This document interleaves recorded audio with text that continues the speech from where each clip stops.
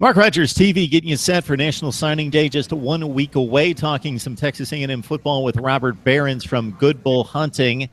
It's the SB Nation platform for Texas A&M athletics. Robert, thanks so much for joining us. Absolutely. Glad to be here.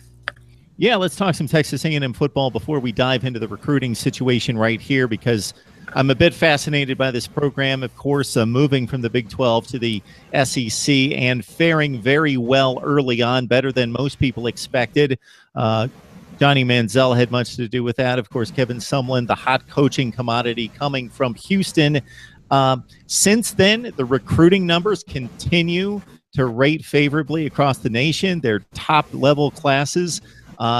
After that 10-2 campaign, including the Cotton Bowl victory, a top 10 finish, the program has leveled off in regards to results on the field. A lot of 8-5 finishes. Just your thoughts personally, and what you're gauging to be the temperature of Aggie Nation in regards to the confidence in Sumlin and this program right now. Like you said, I think Sumlin in a lot of ways is probably a victim of his own success. When A&M came into the SEC, a lot of people just said A&M was going to be a doormat, and it was going to take years and years for A&M competitive.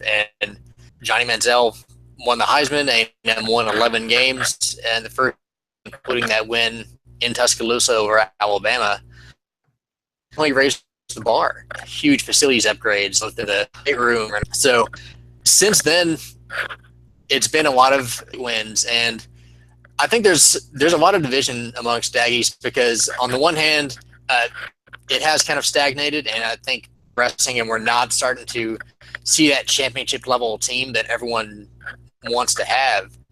But at the same time, we've all experienced years that were way worse than 8-4, and so it can be be careful what you wish for situation. But as you said, someone continues to recruit really, really well.